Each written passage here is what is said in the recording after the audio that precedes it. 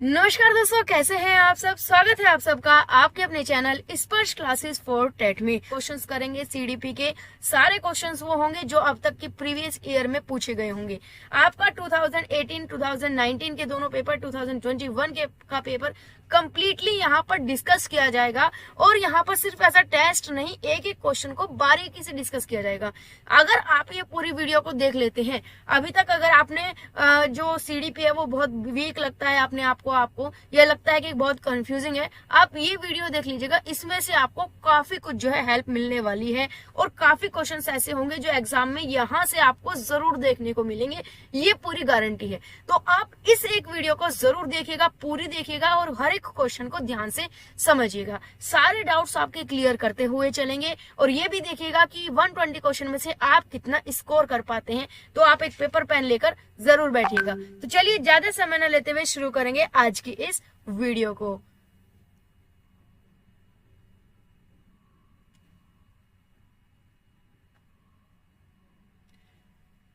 तो चलिए दोस्तों, सबसे पहले आपके सामने यहाँ पर आपको दिख रहा होगा, ये आपका 2018 का पेपर है। ठीक है, पेपर 1 की आज हम बात करेंगे, उसी के अकॉर्डिंग या उसी लेवल की हम सीडीपी करेंगे। वैसे तो पेपर 1 पेपर 2 की दोनों की सीडीपी का सिलेबस जो है वो सेम है, बस थोड़ा क्वेश्चन पूछने का लेवल थोड़ा सा बढ़ जाता है। तो यहाँ पर हम पेपर 1 के प्रीवियस ईयर कर रहे हैं। 2018 का ये प्रीवियस ईयर पेपर है। तो चलिए पहला क्वेश्चन हम यहाँ पर देखते हैं। फर्स्ट क्वेश्चन है आपके सामने, which one of the following statement is true about the role of heredity and environment, यानी कि आनुवंशिकता और पर्यावरण की भूमिका के बारे में निम्न में से कौन सा कथन सही है। तो हमें नीचे की स्टेटमेंट्स को रीड करना है और बताना है कि कौन सा स्टेटमेंट करेक्ट है। जब तक मैं स्टेटमेंट पढ़ रही हूँ, अगर किसी मेंबर को आपको पता है आंसर क्या है तो कमेंट बॉक्स में करके जरूर बताइएगा। तब तक मैं इसके आंसर्स रीड कर रही हूँ, तब तक मैं इसके ऑप्शंस रीड कर देती हूँ।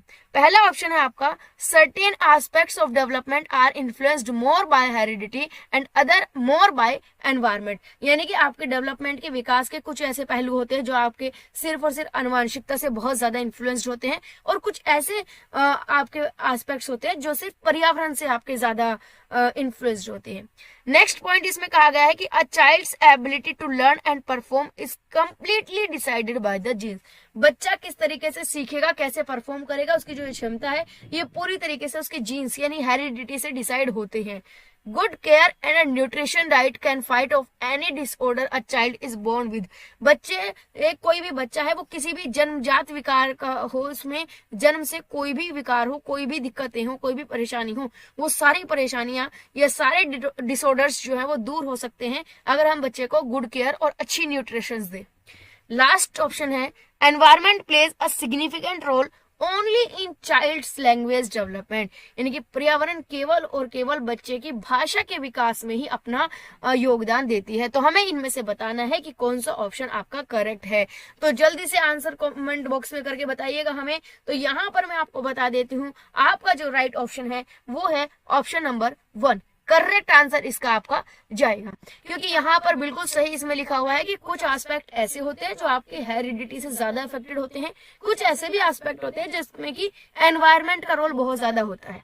ठीक है, हेरिडिटी और एनवायरनमेंट दोनों का मिक्स्ड होता है।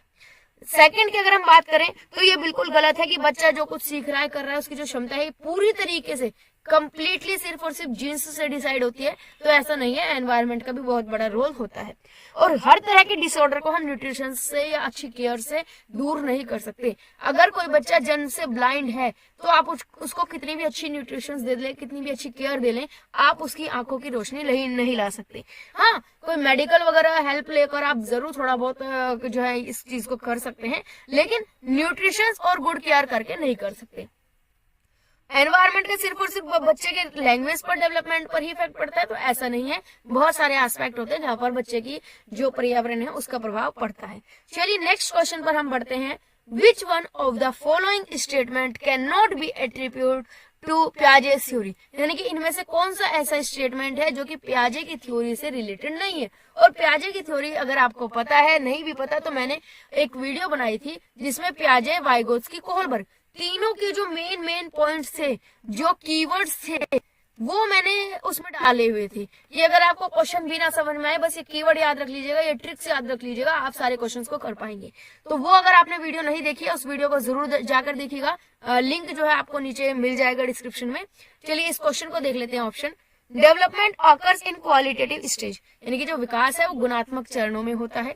Childrens construct and use knowledge about their world, यानी कि बच्चे अपनी दुनिया के बारे में ज्ञान का निर्माण और उपयोग करते हैं। Learning takes place through constant practice, यानी कि जो निरंतर अभ्यास से ही अधिगम होता है। Children act on their environment, बच्चे अपने पर्यावरण पर क्रिया करते हैं। तो हमें बताना है कि कौन सा स्टेटमेंट पियाजे थ्योरी से रिगार्डिंग नहीं है। तो जल्दी से कमेंट करके बताइए अपने आंसर को।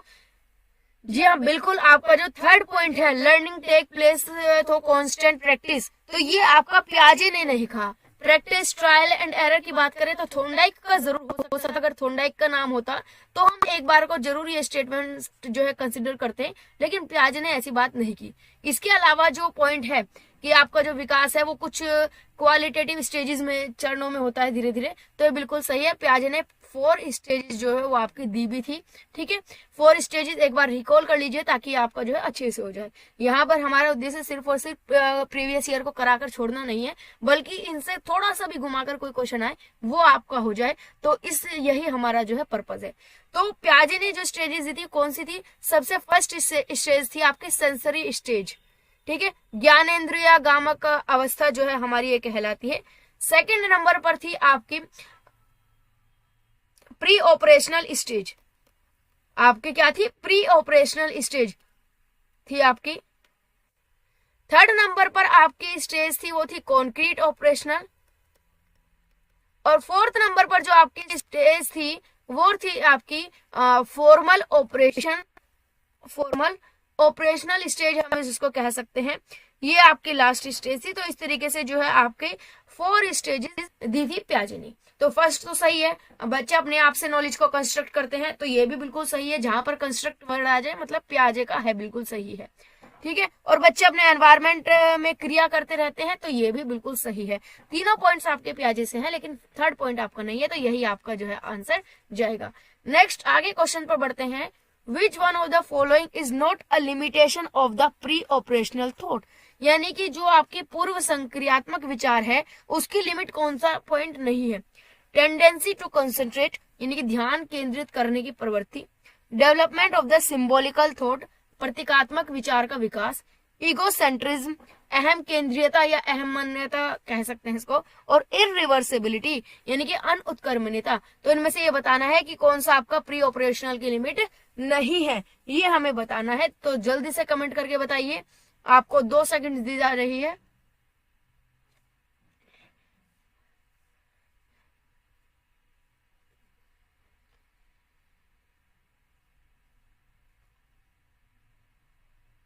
बिल्कुल सही, सेकंड ऑप्शन जो है आपका बिल्कुल करेक्ट है। जो आपका सिंबॉलिकल थॉट्स थे वो आपका प्री ऑपरेशनल से लिमिटेड नहीं है, उससे बाउंडेड नहीं है। नेक्स्ट चलते हैं। Play has a significant role in the development of young children for the following reason except, यानी कि जो आपका खेल होते हैं वो नीचे ऑप्शन में से दिए गए कुछ ऑप्शन है उनको हम पढ़ेंगे।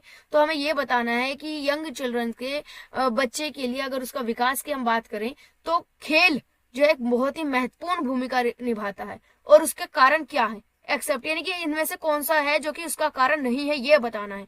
इस तरह के क्वेश्चन जो होता है अक्सर कंफ्यूज कर देते हैं।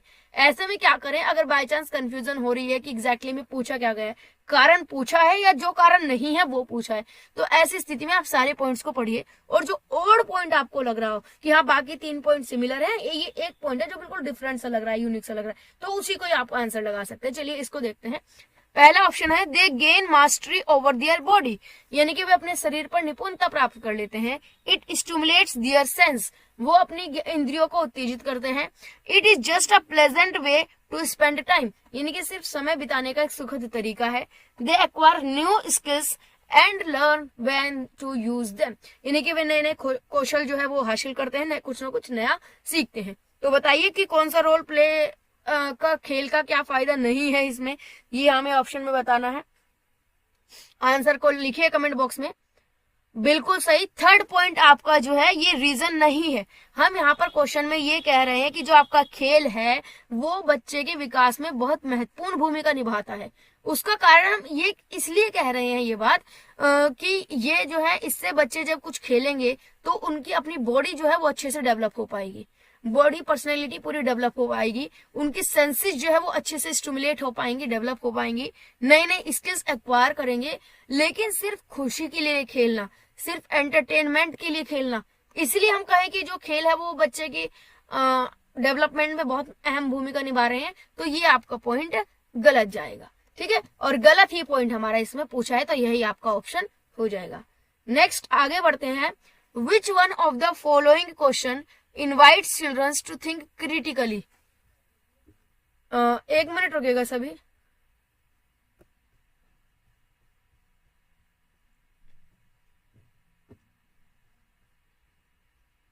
हाँ चलिए, सही है, ठीक है।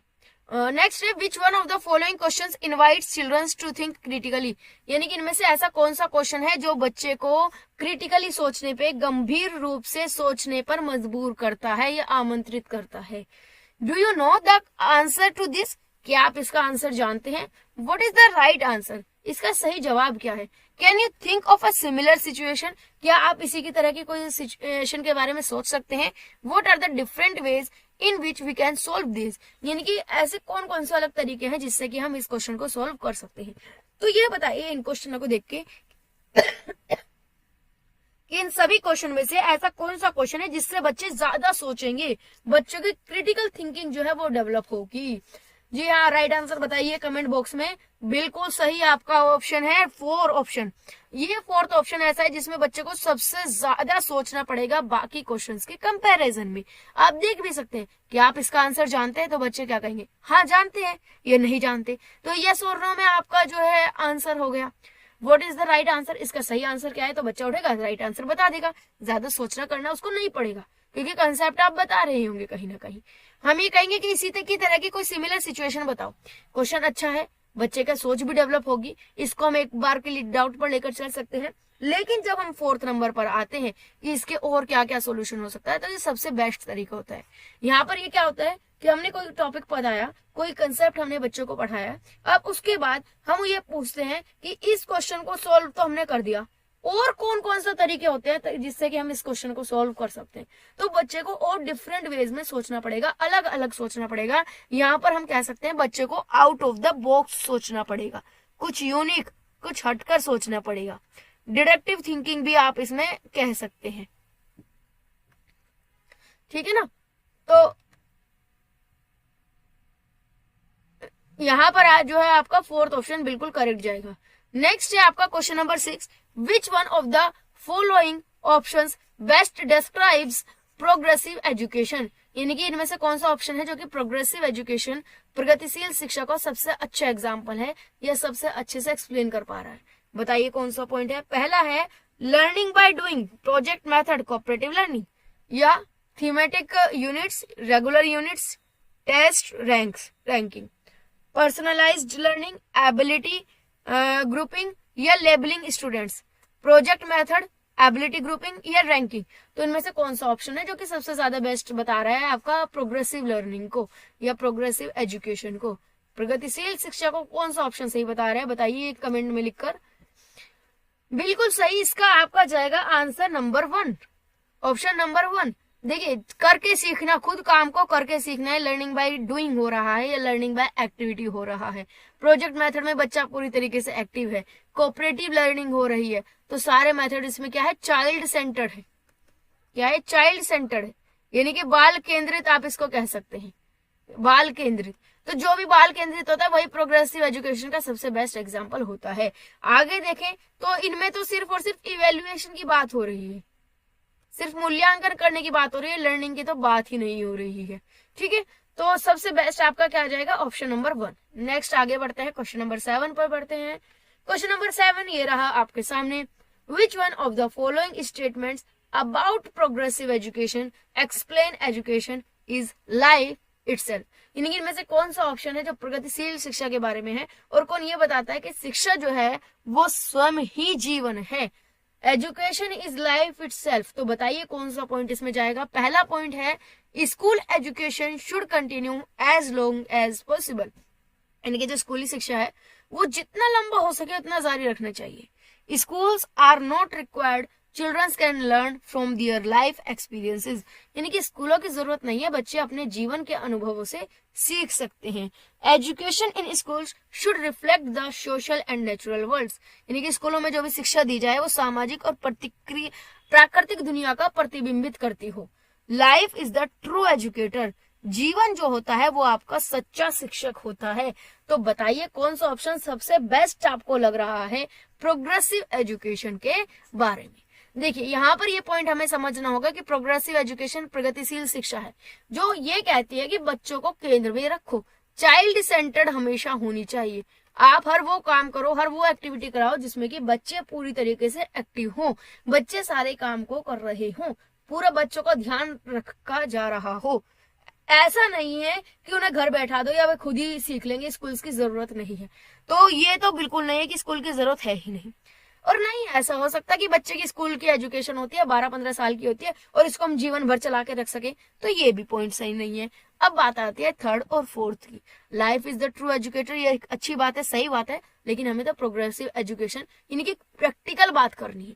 प्रैक्टिकल बात यही है, आपका थर्ड पॉइंट आपका सही जाएगा कि जो एजुकेशन होनी चाहिए स्कूल में वो इस तरह की हो जो बच्चे का समाज और बच्चे का जो प्राकृतिक जीवन है उसको इंक्लूड करती हो। बच्चा जो है स्कूल में जाकर ऐसी एजुकेशन ले ताकि बच्चे को वहां पर सामाजिक और प्राकृतिक ज्ञान मिल सके, ठीक है, बुकिश नॉलेज की बजाय।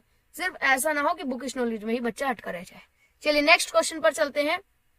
Question number 8, which one of the following can be considered as the contribution of Kohlberg theory. Kohlberg theory आ गई आपकी। देखिए मैं हमेशा कहती थी, मैंने वीडियो में भी कहा था कि पियाजे, वाइगोत्स्की और कोहलबर्ग ये रट लीजिए थ्योरी को, मतलब रटने से समझ लीजिए, भावना को समझिएगा, शब्द पर मत जाइए, रटना नहीं है, मतलब समझ के ऐसा कर लीजिए कि बिल्कुल आपके माइंड में फिक्स हो, क्वेश्चन कैसे भी घूम के आ जाए आप इनको तुरंत कर सके। जरूर इससे आपको 2-3 क्वेश्चन जरूर मिलेंगे, ठीक है। और इसके साथ आप लर्निंग थ्योरीज कर लीजिए। लर्निंग थ्योरी में आपके आ जाते हैं स्किनर, थॉर्नडाइक, पावलोव आ जाते हैं, तो 2-3 क्वेश्चन तो आपको वहां से भी मिल जाते हैं। तो अगर आपने सिर्फ थ्योरीज कर ली ना और कुछ भी नहीं किया तो 5-6 क्वेश्चन तो आपको यहां से बन जाएंगे। चलिए देखते हैं इसमें कि कौन सा थ्योरी है जो कोहलबर्ग के बारे में बता रहा है। His theory has supported an association between cognitive maturity and moral maturity, यानी कि जो कोहलबर्ग ने थ्योरी दी थी, सिद्धांत दी थी, वो सिद्धांत जो है वो संज्ञानात्मक परिपक्वता और नैतिक परिपक्वता के बीच एक सहयोग का समर्थन करता है। The theory has elaborate testing procedure, यानी कि इस सिद्धांत में विस्तृत परीक्षण प्रक्रियाएं हैं। It establishes a clear relationship between moral reasoning and actions, यानी कि यह नैतिक तर्क और कार्यवाही के बीच एक स्पष्ट संबंध स्थापित करता है। His believe is that children are more philosophers, उनका विश्वास ये है कि बच्चे अच्छे नैतिक दार्शनिक होते हैं। तो बताइए कि क्या ऑप्शन इसमें जाएगा 8th का, जो कि कोहलबर्ग की थ्योरी को सही एक्सप्लेन कर पा रहा है। ऑप्शन का जो आंसर है वो जल्दी बताइए कमेंट करके मेरे को, और ये जरूर नोट करते रहिएगा, देखते रहिएगा कि कितने आंसर जो है आपके गलत हो पा रहे हैं और कितने सही हो पा रहे हैं। चलिए इसका आपका राइट ऑप्शन जो जाएगा वो जाएगा ऑप्शन नंबर 1, यानी कि जो कोहलबर्ग की थ्योरी थी वो ये कहते थे कि आपका जो सोच है, समझ है, आपका जो संज्ञानात्मक परिपक्वता है और जो आपका नैतिक परिपक्वता है, दोनों आपस में जुड़ी हुई है, एक दूसरे का सहयोग करती है, एक दूसरे की हेल्प से आप कोई डिसीजन ले पाते हैं, कोई निर्णय ले पाते हैं, ठीक है। ये आपका जो थर्ड ऑप्शन है इसमें आपको कंफ्यूजन हो सकती है। ये बात भी बिल्कुल सही है कि कोहलबर्ग ने जो है कोहलबर्ग की जो थ्योरी थी वो मोरल रीजनिंग पे थी कि आप नैतिक रूप से क्या तर्क वितर्क करते हैं अपने मन में और उसके ऊपर क्या रिएक्शंस करते हैं, क्या एक्शन करते हैं, सही है। लेकिन इससे बेस्ट आपका फर्स्ट जाएगा, थर्ड से बेस्ट। फर्स्ट में कहीं ना कहीं थर्ड भी जो है आपका आ जाएगा कि मोरल मैच्योरिटी आपकी क्या है, उसी के बेस पर आप कुछ काम करते हैं, ठीक है। तो दोनों में अगर कंपैरिजन करें, हमेशा जब भी ऐसा हो कि आपको 2 या 2 से ज्यादा ऑप्शन सही लग रहे हो तो उसमें से बेस्ट ऑप्शन को हमें सिलेक्ट करना है। नेक्स्ट क्वेश्चन आ गया जोन ऑफ प्रोक्सिमल डेवलपमेंट, यानी कि वाइगोत्स्की। पियाजे के ऊपर देख चुके हैं, कोहलबर्ग, वाइगोत्स्की सभी के आ गए। आप देख सकते हैं कितनी इंपॉर्टेंट थ्योरीज है। और ये आपका प्रीवियस ईयर है, आपके सामने 2018 का।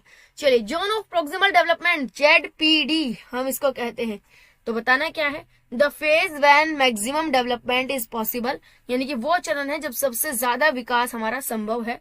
The developmental phase when child takes complete responsibility for learning, यानी कि वो अवस्था है जब बच्चा सीखने की पूरी जिम्मेदारी ले लेता है। या a context in which childrens can almost perform a task on their own with the right level of support, यानी कि वो संदर्भ है जिसमें बच्चा सहयोग के सही स्तर के साथ कोई भी कार्य लगभग स्वयं कर सकता है। ये the point in learning when support can be withdrawn, या ये सीखने का वो बिंदु को दर्शाता है जब सहयोग वापस ले लिया जाता है, यानी कि पीछे से अगर माता पिता कुछ सिखा रहे हैं तो वो सपोर्ट जो है वापस ले लेते हैं। तो हमें बताना है यहाँ पर कि ZPD आपका क्या है, सही कौन सा होगा इसमें। ऑप्शन में बताइए हमें कमेंट करके कि क्या राइट जाएगा।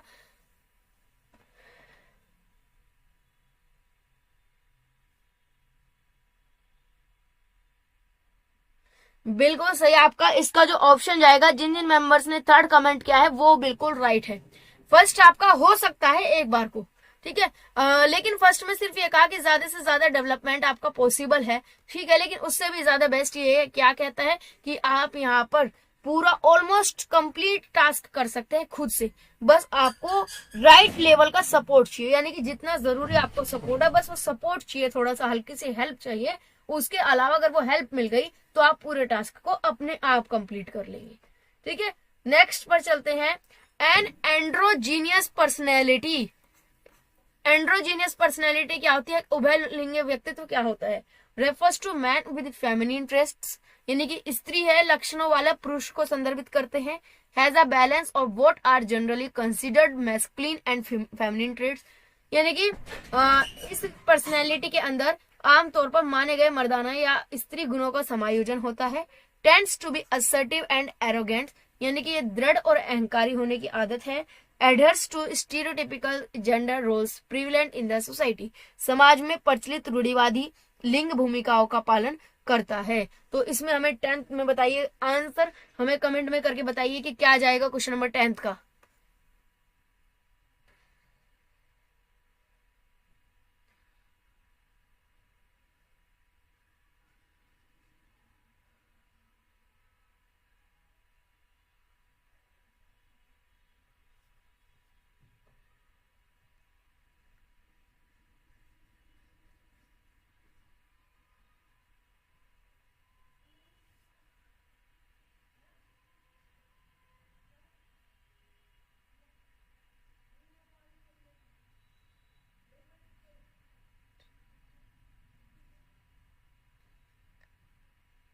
तो इसका ऑप्शन आई थिंक आपने बता दिया होगा कमेंट में, जिन्होंने भी आंसर 2 लगाया है वो बिल्कुल सही है, यानी कि जो उभयलिंगी व्यक्तित्व पर्सनैलिटी है ये आमतौर पर माने गए मर्दाना और स्त्री गुणों का समायोजन होता है। इसमें क्या होता है कि मेल और फीमेल का दोनों का कॉम्बिनेशन पाया जाता है। क्या पाया जाता है, कॉम्बिनेशन पाया जाता है मेल और फीमेल्स का। एंड्रोजीनियस का मतलब यही होता है। एंड्रो जो होता है उसका मतलब मेंस से लिया जाता है, अगर इस वर्ड को समझने की कोशिश करें, एंड्रो का मतलब जो है वो मेन से लिया जाता है। गायन का मतलब जो है वो वुमेन से लिया जाता है, गायनोलॉजिस्ट भी बोलते हैं ना, वुमेन्स की डॉक्टर क्या बोलते हैं, गायनोलॉजिस्ट बोलते हैं, तो वहां से आप इसको कंसिडर कर सकते हैं। गायन का मतलब जो है आपका वुमेन और एंड्रो का मतलब मैन, तो ऐसी पर्सनैलिटी जिसमें मैन और वुमेन जो है वो दोनों का बैलेंस हो। नेक्स्ट क्वेश्चन पे बढ़ते हैं, क्वेश्चन नंबर 11।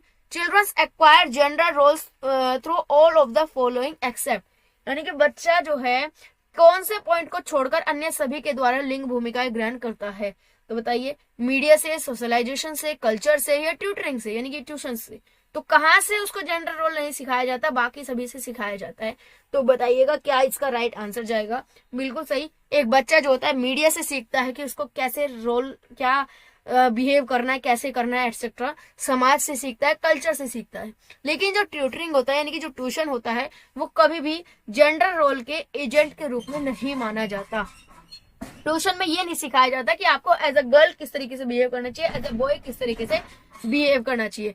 ट्यूशन में मात्र आपको क्या सिखाया जाता है कि आपको बुकिश नॉलेज वगैरह वो कंप्लीट कराई जाती है, ठीक है, लर्निंग से रिगार्डिंग होता है, इसके अलावा कुछ नहीं होता। नेक्स्ट आगे चलते हैं, क्वेश्चन नंबर 12 ये रहा आपके सामने। One of the critics of standardised test has been that, यानी कि जो मानकीकृत परीक्षण है उनकी आलोचनाओं में से एक क्या है? They represent largely the mainstream culture and are therefore biased. यानी कि जो भी टेस्ट होते हैं ये केवल मुख्य धारा की संस्कृति का ही प्रतिनिधित्व करते हैं, इसीलिए इसको पक्षपाती कह सकते हैं। यानी कि ये इंक्लूसिव को फोकस नहीं करते, या जो स्पेशल चिल्ड्रंस होते हैं, जो आपके डाइवर्स नीड वाले बच्चे होते हैं, उनको फोकस नहीं करते हैं। तो इस तरीके से आप कह सकते हैं। इनकी जो लैंग्वेज होती है वो बहुत डिफिकल्ट होती है समझने के लिए। Test can not be administered on large population. यानी कि जो टेस्ट है, परीक्षण है, ये बड़ी आबादी पर हम अप्लाई नहीं कर सकते हैं। They do not give a clear pictures of a child ability. यानी कि इस टेस्ट से बच्चे की स्पष्ट क्षमता का जो है, बच्चे की एबिलिटी क्या है उसका स्पष्ट तस्वीर नहीं दिखाई देती। तो बताइए कौन सा क्रिटिक्स जो है वो सबसे सही है आपका स्टैंडर्डाइज्ड टेस्ट के बारे में? बिल्कुल सही। फर्स्ट जो है ये सबसे मेन है कि जो ये स्टैंडर्डाइज्ड टेस्ट होते हैं ये मेन बच्चों को, नॉर्मल बच्चों को ध्यान में रख के बनाए जाते हैं। मेन स्ट्रीमिंग के बच्चों को, जो डिसेबिलिटी वाले बच्चे हैं, जो आपके स्पेशल बच्चे हैं, उनको तो इसमें इग्नोर कर दिया जाता है। ठीक है, तो इसलिए ये पक्षपाती होते हैं, बाइज्ड होते हैं। नेक्स्ट आगे चलते हैं नेक्स्ट क्वेश्चन पर। The theory of multiple intelligences says that. यानी कि जो आपकी मल्टीपल इंटेलिजेंसी थ्योरी है किसने दिया था ये बताइए कमेंट करके जल्दी से, तब तक मैं बाकी के जो है ऑप्शंस पढ़ती हूँ। Intelligence can be rapidly accelerated. यानी कि जो बुद्धि है वो तेजी से बढ़ाई जा सकती है। Intelligence can be of several kinds. यानी कि बुद्धि जो होती है कई प्रकार की होती है। Paper pencil test are not helpful. यानी कि जो पेपर पेंसिल पर टेस्ट लिए जाते हैं वो हेल्पफुल नहीं होते। Intelligence can be multiplied with effective pedagogy. प्रभावी तरीके से अगर हम पढ़ाएं तो बुद्धि को बढ़ाया जा सकता है। तो बताइए कौन सा पॉइंट इसमें सही है? तो आपने ऑप्शन लिख दिया होगा, आंसर लिखा होगा कि मल्टीपल इंटेलिजेंसी थ्योरी किसने दी थी? वो दी थी आपकी गार्डनर ने। ठीक है, इंपॉर्टेंट टॉपिक है, मैंने कराया हुआ है। आप अगर नीचे प्लेलिस्ट में जाएंगे, सेक्शन में जाएंगे, तो वहां पर आपको सीडीपी की कंप्लीट प्लेलिस्ट मिलेगी। उसमें मैंने एक एक टॉपिक को डिटेल में कवर कराया हुआ है, तो आप वहां से जाकर इसको कवर कर सकते हैं। तो यहाँ पर देखते हैं अगर, तो सेकंड ऑप्शन जो है आपका इसका बिल्कुल करेक्ट है। गार्डनर ने ये कहा था कि आपकी जो बुद्धि होती है वो अलग अलग तरह की होती है। कई एस्पेक्ट्स होते हैं आपके इंटेलिजेंसी में। कोई आपका किसी फील्ड में इंटेलिजेंट होता है, कोई किसी फील्ड में इंटेलिजेंट होता है। फॉर एग्जाम्पल कोई कैलकुलेशन में बहुत अच्छा होता है, कोई पेंटिंग में बहुत अच्छा होता है, कोई म्यूजिक में बहुत अच्छा होता है। तो अलग अलग एबिलिटी बच्चे की होती है। नेक्स्ट क्वेश्चन पर आगे बढ़ते हैं। Teacher can utilise both assessment for learning and assessment of learning too. यानी कि जो शिक्षक है वो सीखने के लिए मूल्यांकन और सीखने का मूल्यांकन दोनों का प्रयोग कर सकते हैं। कैसे? To know children's progress and achievement level. यानी कि बच्चों की प्रगति और उपलब्धि स्तर को जानने में। Non learning needs of child and select teaching strategies accordingly. यानी कि बच्चों की सीखने की जरूरतों को जानने में और तद अनुसार उसके अनुसार शिक्षण रणनीतियों को बनाने में। Assess child's performance at periodic interval and certify his her performance. बच्चों का एक प्रदर्शन का आकलन करें और उसको सर्टिफिकेट दे दे कि हाँ तुम्हारी ये एबिलिटी है, तुम्हारी ये एबिलिटी है। Monitor children's progress and set appropriate goal to fill their learning gaps. यानी कि बच्चों की प्रगति की निगरानी रखें और जो उनकी प्रॉब्लम आ रही है, सीखने के में बीच में गैप आ रहा है, जो परेशानी आ रही है, उनको पूरा करने के लिए जो है अपने गोल्स रखें, अपने लक्ष्य रखें। तो बताइए सबसे बेस्ट तरीका क्या है असेसमेंट ऑफ लर्निंग या असेसमेंट फॉर लर्निंग का इस्तेमाल करने का एज अ टीचर? बिल्कुल सही, आपका जो फर्स्ट पॉइंट है वो आपका सबसे बेस्ट जाता है। बच्चों की प्रोग्रेस को जानते हैं, उनके अचीवमेंट लेवल को जानते हैं कि बच्चे का अचीवमेंट लेवल क्या है। ठीक है, तो 14th का आपका जो है ऑप्शन नंबर 1 जाएगा। नेक्स्ट क्वेश्चन पर बढ़ते हैं। Which one of the following is not related to continuous and comprehension evaluation? यानी कि CCE, continuous and comprehensive evaluation. मैंने बिल्कुल पूरी वीडियो बनाई हुई है, एक बार मैं ब्रीफ में बता देती हूँ। कॉन्टिन्यूअस और कंप्रेहेंशन इवेल्यूशन वो इवेल्यूशन होता है जो आपका लगातार चलता रहे, बीच में रुके ना, और आपका हर एक बच्चे के हर एक एस्पेक्ट्स को इंक्लूड करता हो। तो हमें ये बताना है कि इनमें से कौन सा पॉइंट है जो कि CCE से रिलेटेड नहीं है। It has been mandated by the right to education act of India. यानी कि इसे भारत के शिक्षा के अधिकार अधिनियम द्वारा अनिवार्य किया गया था। It is an integral part of teaching learning process. CCE जो है ये शिक्षण अधिगम प्रक्रिया का एक अभिन्न अंग है। It focus on child's achievement in different learning areas. यह विभिन्न शिक्षा क्षेत्रों में बच्चे की उपलब्धि पर केंद्रित होता है। It is useful to label children's as slow, poor और इंटेलिजेंट। यह बच्चे को धीमे, खराब या बुद्धिमान के रूप में चिन्हित करने में उपयोग होता है। तो हमें इसमें बताना है कि कौन सा रिलेटेड नहीं है। गलत ऑप्शन हमें यहाँ पर बताना है। तो बताइए कौन सा ऑप्शन है गलत जो है। बिल्कुल सही, फोर्थ ऑप्शन है जो कि गलत है। हम सीसीई का इस्तेमाल बच्चों का लेबल लगाने में नहीं करते, उन पे ठप्पा नहीं लगाया जाता बच्चों पे कि हाँ तुम स्लो लर्नर हो, तुम धीमे सीखते हो, तुम गरीब हो। इसका ठप्पा लगाने के लिए हम सीसीई का इस्तेमाल नहीं करते हैं कभी भी। ठीक है, ये बात सही है कि राइट टू एजुकेशन एक्ट के अंदर इसको जरूरी कर दिया गया था। ये सीखने का अभिन्न अंग है।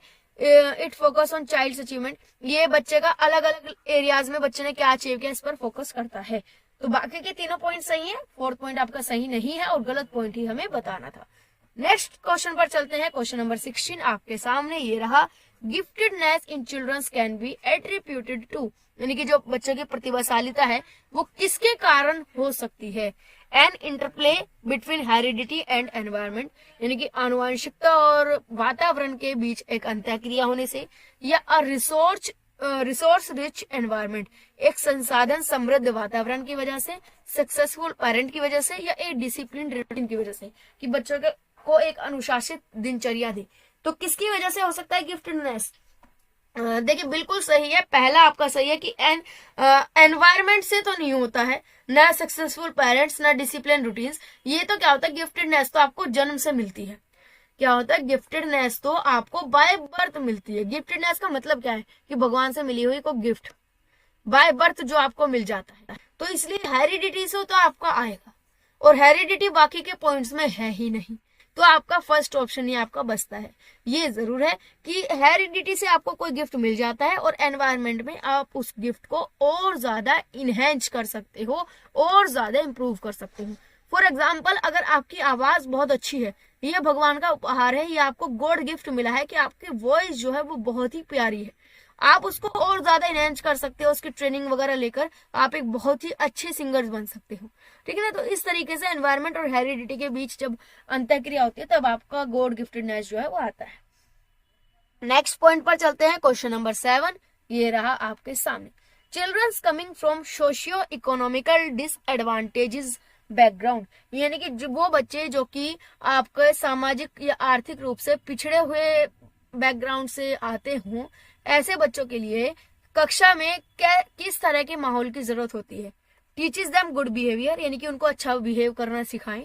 Values and uses their culture and linguistic knowledge, यानी कि उनकी सांस्कृतिक और भाषाई ज्ञान को महत्व दो और उनका यूज करो, उनको इम्पोर्टेंस हो। Discourage the use of their language so that they can learn the main streaming language, यानी कि बच्चे जो अपनी खुद की लैंग्वेज यूज कर रहे हैं उसको हतोत्साहित करो कि नहीं, तुम्हें अपनी लैंग्वेज का यूज नहीं करना है, तुम्हें जो बाकी सब बोल रहे हैं मेन स्ट्रीमिंग की जो भाषा है वो इस्तेमाल करनी है। या बच्चों को उनकी एबिलिटीज के बेस पर कैटेगराइज करा दो। तो बताइए कौन सा ऑप्शन सबसे बेस्ट है, इसमें क्या करना चाहिए। बिल्कुल सही, सेकंड ऑप्शन, कि हम उनको इम्पोर्टेंस दे, उनके कल्चर की को वैल्यूज दे, उनको इम्पोर्टेंस समझे, उनकी लैंग्वेज की इम्पोर्टेंस समझे, उनका इस्तेमाल करें, उनको और बेहतर समझाने में, उनको सिखाने में उस लैंग्वेज का या उनके कल्चर का इस्तेमाल किया जाए। ठीक है, और उनको गुड बिहेव करना सिखाएं। इसका मतलब ये है कि हम ये कह रहे हैं कि जो बच्चे सोशल इकोनॉमिक डिसएडवांटेजेस बैकग्राउंड से आते हैं उनको बिहेव करना नहीं आता, तो सबसे पहले टीचर्स को बिहेव करना सिखाना चाहिए। तो इसीलिए ये पॉइंट जो है वो निगेटिव सेंस में चला जाता है। सिर्फ हम बच्चों को ये कहें कि मदर टंग का इस्तेमाल नहीं करना, सिर्फ जो यहाँ पर लैंग्वेज यूज हो रही है वो करो, तो ये भी आपका निगेटिव है। बच्चों को उनकी एबिलिटी के बेस पर कैटेगराइज कर दो, तो ये आपका पार्शियलिटी है। तो सेकंड पॉइंट ही आपका सबसे बेस्ट जाता है। नेक्स्ट क्वेश्चन पर बढ़ते हैं। Question number 18, the intervention needed for creative and talented children in the classroom rests on, यानी कि जो कक्षा में सृजनात्मकता और प्रतिभाशाली बच्चों के लिए आवश्यक हस्तक्षेप है वो किस पर निर्भर करता है। Use of customised and stimulating instructional method by the teacher, यानी कि जो टीचर है उनके द्वारा जो अनुकूलित और प्रेरक निर्देशन तरीकों के उपयोग में हो रहा है उस पर डिपेंड करता है। या giving extra time to them, उन्हें अतिरिक्त समय दो। या बीइंग अफेक्शनेट टुवर्ड्स देम, उनके प्रति और ज्यादा अफेक्शनेट हो, स्नेही हो। या giving them responsibility of teaching other children's, यानी कि उन्हें ये जिम्मेदारी दे दो कि वो बाकी बच्चों को पढ़ाएं। तो बताइए कौन सा तरीका आपका इसमें सबसे बेस्ट जाता है?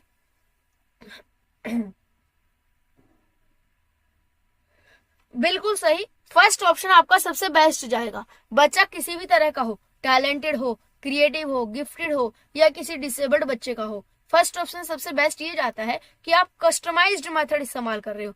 कस्टमाइज्ड यानी कि बच्चे की जरूरत के अकॉर्डिंग, एज पर नीड।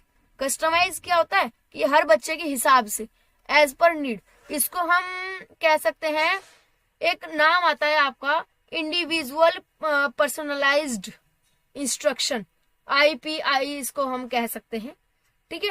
या एक नाम और बोला जाता है, इसका अभी मुझे एग्जैक्टली याद नहीं आ रहा है, व्यक्तिगत रूप से बच्चे के लिए, हर एक बच्चे के लिए बनाए जाए, जो इंडिविजुअलाइज्ड पर्सनलाइज्ड किए जाए, जो इंडिविजुअल व्यक्ति के लिए पर्सनलाइज्ड किया जाए, कस्टमाइज्ड किया जाए, तो वो मेथड हमें अपनाना चाहिए। अब यहाँ चाहे टैलेंटेड चिल्ड्रंस लिखा हो, चाहे गिफ्टेड लिखा हो, चाहे कोई सा भी बच्चा लिखा हो, ठीक है, उनको एक्स्ट्रा टाइम देना सही है, ठीक है, हर एक बच्चे को जरूरत के हिसाब से एक्स्ट्रा टाइम दो, लेकिन ये किस वे में लिखा हुआ है अधूरा है।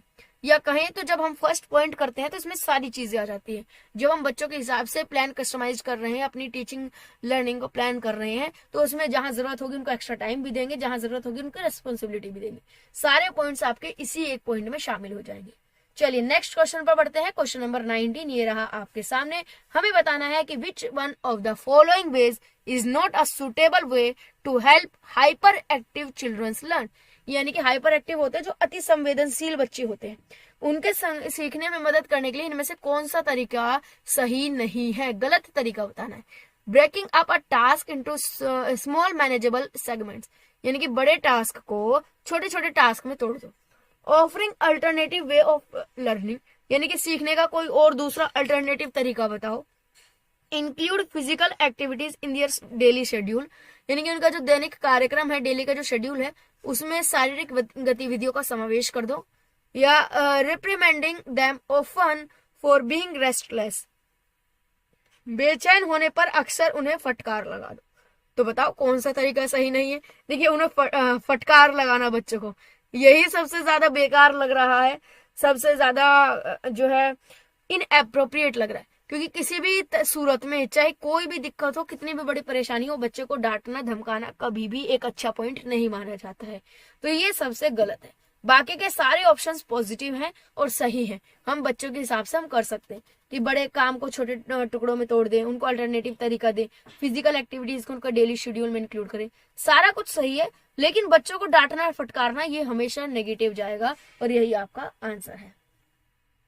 नेक्स्ट हमें बताना है patterns of divergent thinking identify children's who are, यानी कि अलग अलग सोच वाले जो पैटर्न वाले बच्चे होते हैं, उन बच्चों की कैसे पहचान करते हैं कि वो बच्चे डिसेबल्ड हैं या डिसलेक्सिया है या क्रिएटिव है या रिसाइलेंट है, प्रत्याशी बच्चे हैं, सृजनात्मक बच्चे हैं, डिसलेक्सिया बच्चे हैं या विकलांग बच्चे हैं। तो हमें इसका राइट आंसर बताना है, बताइए कमेंट करके। बिल्कुल सही, थर्ड पॉइंट आपका जाएगा क्रिएटिव बच्चे, क्रिएटिव चिल्ड्रंस, वो बच्चे जो डाइवर्जेंट थिंक करते हो। डाइवर्जेंट थिंक का मतलब आउट ऑफ द बॉक्स सोचना, कुछ यूनिक सोचना, कुछ हटके सोचना, क्रिएटिवली सोचना, ठीक है। तो वो बच्चे जो है जो डाइवर्जेंट थिंकिंग हो जिनकी, उनको कहते हैं क्रिएटिव बच्चे हैं, सृजनात्मक बच्चे हैं। नेक्स्ट बढ़ते हैं आगे। Question number 21, which one of the following does not describe the ways in which a teacher can model problem solving for children's in the classroom, यानी कि इनमें से ऐसा कौन सा है जो कि शिक्षक या कोई टीचर जो है उसके द्वारा कक्षा में बच्चों के लिए समस्या हल करने के तरीके का वर्णन नहीं करता। क्लासरूम में बच्चों की प्रॉब्लम सॉल्व करने के लिए कौन सा तरीका सही नहीं है। Discuss your thought process about solving a particular problem, यानी कि किसी एक विशेष समस्या को सुलझाने के लिए उसके बारे में डिस्कस करो, विचार विमर्श करो। Be honest about making mistakes while solving something, अगर आपको सॉल्व कर रहे हो तो उस समय ईमानदार रहो कि हाँ अगर कुछ गलती हो रही है तो बताओ कि हाँ हम यहाँ पर गलती कर रहे हैं। Use vocabularies like think, ideas, trial and different answers, सोच, विचार, परीक्षण, विभिन्न उत्तर, जैसे इस तरीके से वोकेबलरी यूज करो। Ask questions with convergent answers, यानी कि कन्वर्जेंट आंसर्स वाले क्वेश्चंस को पुट अप करो। तो बताइए कौन सा तरीका आपका सही नहीं है इसमें।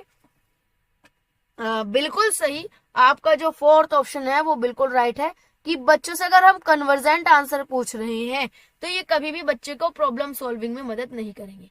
कन्वर्जेंट आंसर होते क्या है? एक होता कन्वर्जेंट, एक होता डाइवर्जेंट। अभी अभी हमने ऊपर क्वेश्चन में देखा कि डाइवर्जेंट थिंकिंग होती है जो आउट ऑफ द बॉक्स सोचते हैं, अलग अलग आइडियाज सोचते हैं। इसी का ही जस्ट अपोजिट हो जाता है कन्वर्जेंट, यानी कि जब हम अलग अलग बातों को भी सिर्फ एक ही बात पर ला लाकर अटका रहे हों, सारे बातों का सॉल्यूशन या सब बातों को सिर्फ एक केंद्र में रख रहे हो, तो कन्वर्जेंट होता है। अगर क्वेश्चन आंसर के पॉइंट ऑफ व्यू में कहें तो कन्वर्जेंट क्वेश्चन ऐसे होते हैं जिसके कि यस नो टाइप क्वेश्चन हो, फिक्स्ड आंसर हो, घुमा फिर अगर एक ही पर पॉइंट पर आना हो, बिंदु पर आना हो, ठीक है। तो इससे बच्चे की प्रॉब्लम सॉल्विंग जो है वो डेवलप नहीं होगी।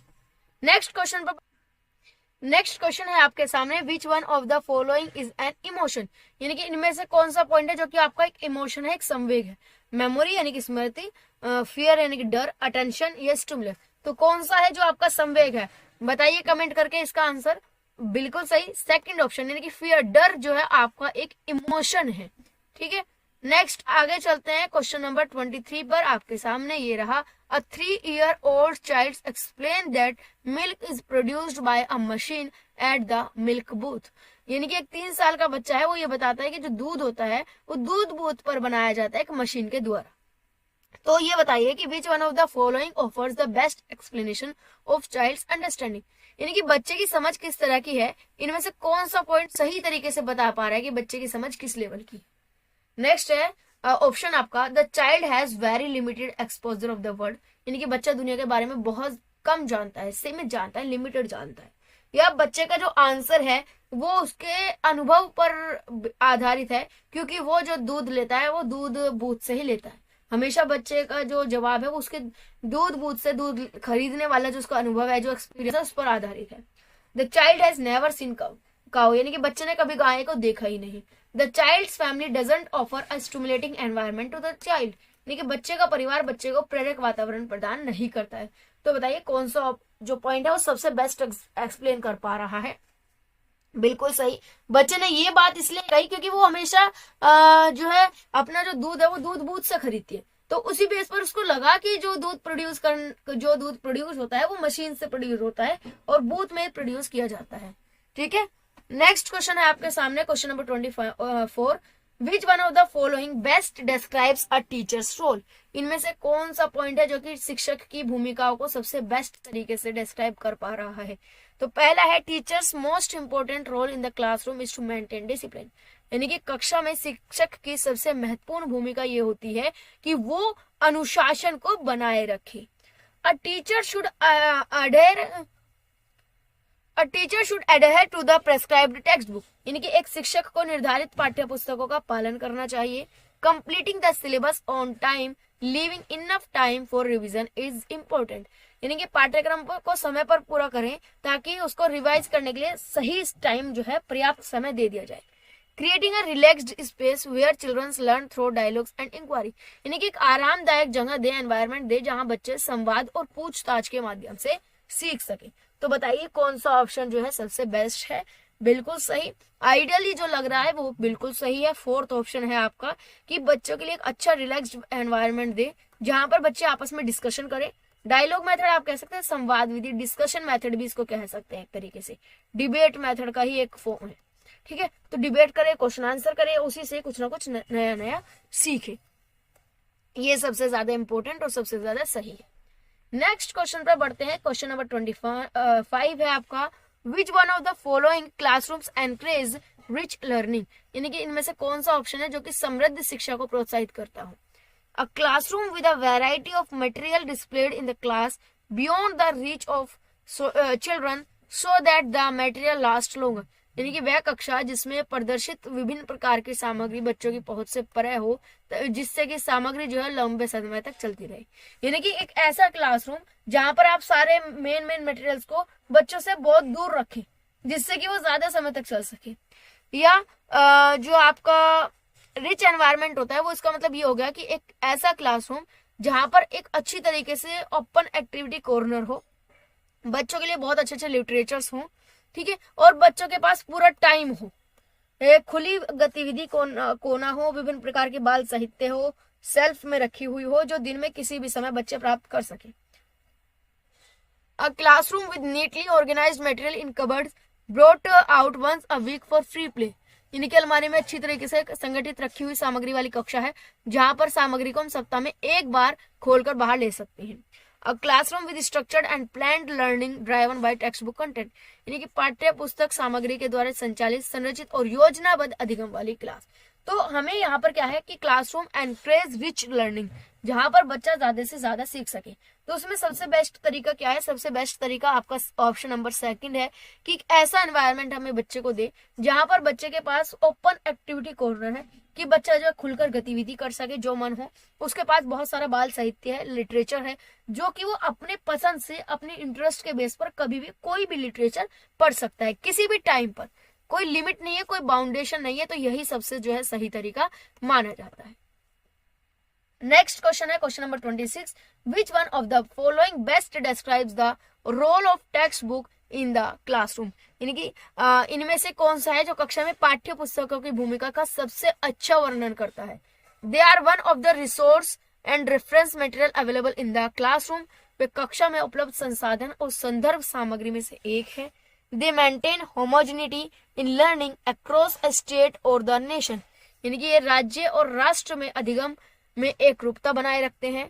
दे provide guidance to teachers and parents about the course of study, ये अध्ययन के पाठ्यक्रम के बारे में शिक्षक और माता पिता का मार्गदर्शन प्रदान करते हैं।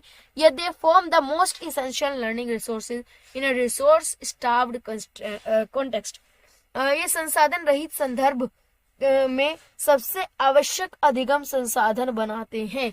तो बताइए कौन सा इसका राइट आंसर जाएगा? ऑप्शन कमेंट करके बताइए। बिल्कुल सही, फर्स्ट ऑप्शन जो है इसमें राइट जाएगा। They are one of the resource and reference material available in the classroom, यानी कि यहाँ पर हमें पाठ्य पुस्तक की भूमिका बतानी है कि आपका जो टेक्स्ट बुक है इसका क्या रोल है। ये सिर्फ एक संसाधन है, ठीक है, क्या है? ये एक सिर्फ रिसोर्स है और ज्यादा कुछ नहीं, सिर्फ एक रिसोर्स मात्र है। नेक्स्ट क्वेश्चन है question number 27, the national curriculum framework NCF 2005 derives its understanding from humanism, behaviourism, constructivism या कॉग्निटिव थ्योरी। NCF 2005 बताना किस तरह का आपकी सोच थी उसमें, मानवतावाद, व्यवहारवाद, रचनावाद या आपका संज्ञानात्मक सिद्धांत। तो बताइए क्वेश्चन नंबर 27 का क्या जाएगा? बिल्कुल सही, कंस्ट्रक्टिविज्म। जो आपका NCF 2005 आया था ये कंस्ट्रक्टिविज्म को फॉलो करते थे, रचनावाद के बारे में था पूरा, कि बच्चे को नॉलेज कंस्ट्रक्ट करानी सिखाई जाए, लर्निंग बाय डूइंग हो, बुकिश नॉलेज से बिल्कुल अलग हटके हो, बुकिश नॉलेज पर जो फोकस ना किया जाता हो, तो इस टाइप के थे। नेक्स्ट क्वेश्चन बढ़ते हैं question number 28, the children's in a class can be considered to be motivated if, यानी कि जो कक्षा में बच्चे हैं उनको हम कह सकते हैं कि बच्चा मोटिवेटेड है। कब? हम तब कह सकते हैं कि they came to school neatly dressed in uniform, यानी कि वो अच्छी तरीके से पूरी वर्दी पहनकर स्कूल आए। They maintain discipline in the class, वे कक्षा में अनुशासन बनाए रखे। All are regular in attendance, सभी उपस्थिति में नियमित हो। They ask questions seeking clarification from the teacher, वे शिक्षक से स्पष्टीकरण प्राप्त करने के लिए प्रश्न पूछते रहते हो। तो बताइए कौन सा ऑप्शन जाएगा सही?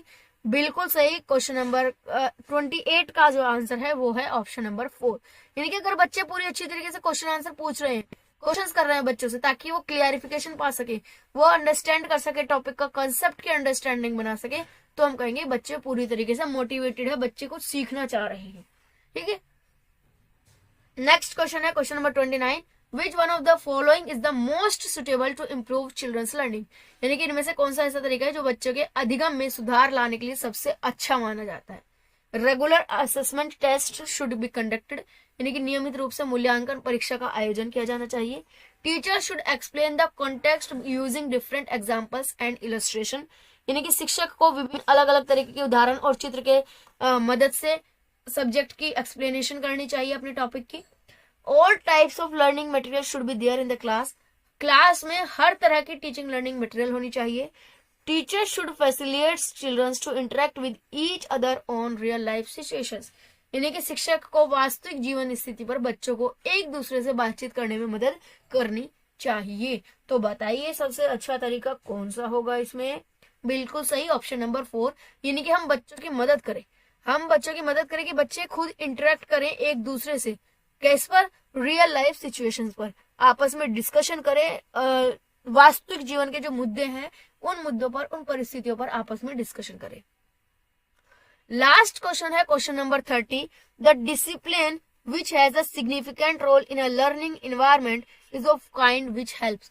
यानी कि जो अनुशासन है वो अधिगम वातावरण में महत्वपूर्ण भूमिका निभाते हैं। कैसे? Children's to regulate and monitor their own learning, यानी कि बच्चों को अपनी शिक्षा और विनियमित और मॉनिटर करने के लिए। टू क्रिएट साइलेंस, यानी कि चुप्पी साधे रखने के लिए। टीचर्स टू गिव इंस्ट्रक्शंस, यानी कि शिक्षक की मदद करते हैं ताकि वो एक अच्छा इंस्ट्रक्शंस दे सके। Children's rote memorisation their lesson, यानी कि बच्चे अपने पाठ को रटकर याद कर सके। तो देखिए जहां भी बात आ जाए रोट मेमोरी की, रट्टाफिकेशन की, हमेशा निगेटिव जाएगा, कभी भी आंसर नहीं लगाएंगे। अगर क्वेश्चन में ही पूछा गया है कि कौन सा तरीका अच्छा नहीं है तो ही इस तरीके का आंसर जाएगा, नहीं तो ये बिल्कुल भी नहीं जाएगा। तो अभी आपको बताना है कि बाकी के 3 पॉइंट्स में से आपका कौन सा पोर्शन बिल्कुल सही जाएगा। डिसिप्लिन किस चीज में मदद करता है, ठीक है, ये हमें यहाँ पर बताना है। बिल्कुल सही, सबसे फर्स्ट पॉइंट है जो सबसे बेस्ट कर रहा है कि बच्चे की लर्निंग को रेगुलेट करने में, मॉनिटर करने में जो है डिसिप्लिन मदद करता है। तो यहाँ पर जो है दोस्तों 30 क्वेश्चंस कंप्लीट हो गए हैं। आपके कितने क्वेश्चन सही गए हैं मुझे कमेंट करके जरूर बताइएगा। और इसी तरह की अच्छी जो है डेली का प्रैक्टिस सेट्स एक तरीके से आपका हो जाएगा। प्रैक्टिस क्वेश्चंस में होते रहेंगे आपके। कल मैं जो है नेक्स्ट आपका पेपर लेकर आऊंगी जहां पर कुछ और क्वेश्चंस हम इसी तरीके से डिस्कस करेंगे। अगर आप भी चाहते हो वीडियो, चैनल को सब्सक्राइब कर बेल आइकन को प्रेस जरूर करिएगा। और अगर आज के ये पसंद आई हो वीडियो आपको तो इसको ज्यादा से ज्यादा लाइक कीजिए और आप अपनी फीडबैक हमें कमेंट बॉक्स में दे सकते हैं। तो आज के लिए बस इतना ही, मिलते हैं आने वाली वीडियो में। आज के लिए धन्यवाद।